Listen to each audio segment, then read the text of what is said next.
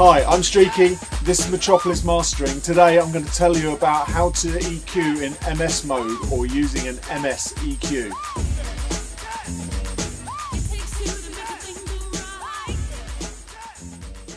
Okay, so on my desk I have a button for insert channel 1, which is an MS button. So when it's in and when that is on, it switches whatever is on that insert into MS mode.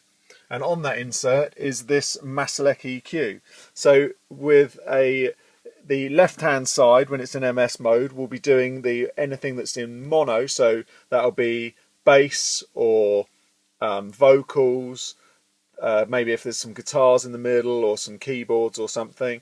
And then the right hand side is doing any stereo information. So you might have hi-hats out there, you might have some weird sound effects, but there's other ways of using MS mode to try and you can use it for pulling out the stereo information, tightening up the low end, getting the mids nice and centered. There's also, because I've got an elliptical filter on this desk, what I can do is mono some information below a certain point. So the elliptical filter just monos anything below the frequency that I set it to. And there's also a stereo width, so I can pull a bit of the stereo out. I tend not to like that much because it can start getting a bit phasey. Anything over, say, 20%, it gets a bit weird. But, so say, for instance, if I wanted to tighten up the bass, what I could do is I could dial in this one, so I'm monoing the bass to about, say, 140 there, and then I'll come across onto here. So I know that anything that I'm doing under 140 on here is going to affect the mono channel only because everything is monoed. So I could start pumping up, say, bringing the guitar out, the bass guitar out a little bit, say 114 on here, tightish Q, start bringing that out. I could start chopping into some frequencies around the sort of low mids to get out a bit of mud. I can start, if I did this, which is quite a nice trick in MS mode, if you did 1.7K with a 1.5 on a shelf, it will then start popping the vocal out. But the thing is, like with any EQ that you do when you're mastering, it's very subtle steps. So if you started, especially with MS, because MS is like, can really mess with people's mixes, so you've really got to watch what you're doing. Don't only use it if you're really desperate. It's not something that I would use on everything.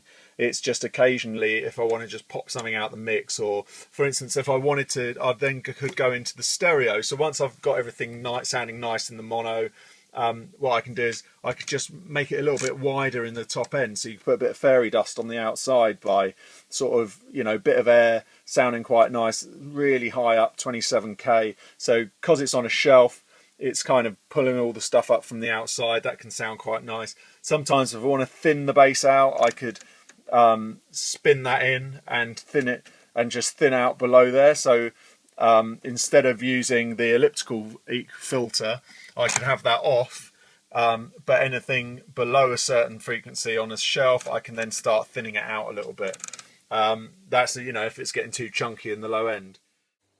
So there you go, that's how I'm using an MS EQ. That's only a couple of the things you can do with it. There are other bits and pieces, but just play around with it, see what you can find out, read a bit more online. It's quite a handy little tool to have in the bag.